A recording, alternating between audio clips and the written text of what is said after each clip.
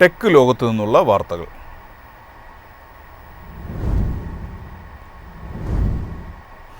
Semi conductor നിർമ്മാണ മേഖലയിൽ വൻ മുന്നേറ്റത്തിനൊരുങ്ങി ഇന്ത്യ.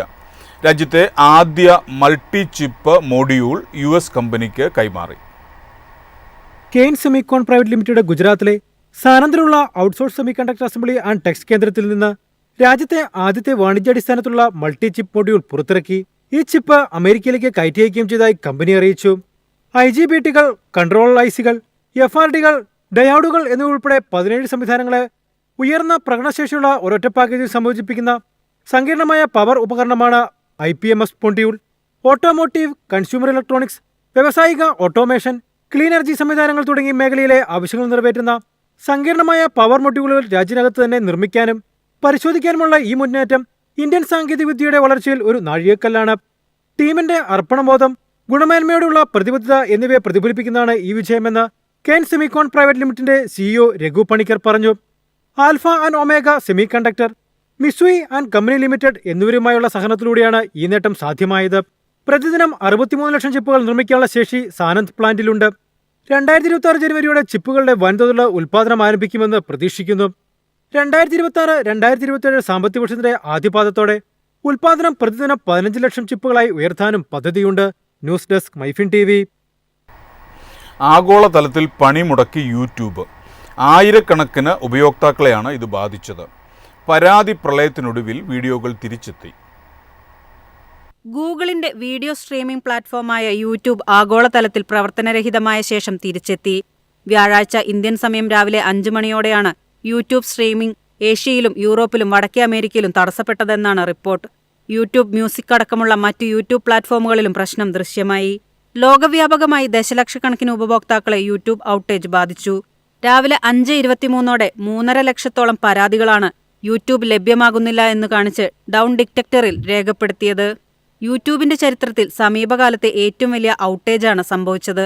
അതേസമയം യൂട്യൂബിന്റെ എല്ലാ പ്ലാറ്റ്ഫോമുകളിലും പ്രശ്നങ്ങൾ പരിഹരിച്ചതായും ഉപഭോക്താക്കളുടെ സഹകരണത്തിന് നന്ദി പറയുന്നതായും യൂട്യൂബ് അധികൃതർ അറിയിച്ചു.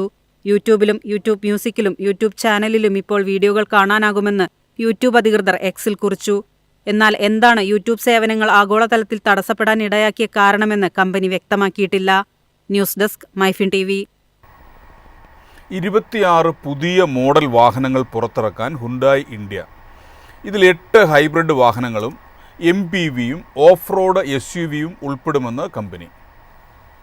2030 ആകുമ്പോഴേക്കും 8 ഹൈബ്രിഡ് വാഹനങ്ങൾ ഉൾപ്പെടെ 26 പുതിയ മോഡലുകളുമായി തങ്ങളുടെ ഉൽപ്പന്ന പോർട്ട്ഫോളിയോ വികസിപ്പിക്കാനാണ് ഹ്യുണ്ടായ് മോട്ടോർ ഇന്ത്യ ലക്ഷ്യമിടുന്നത്.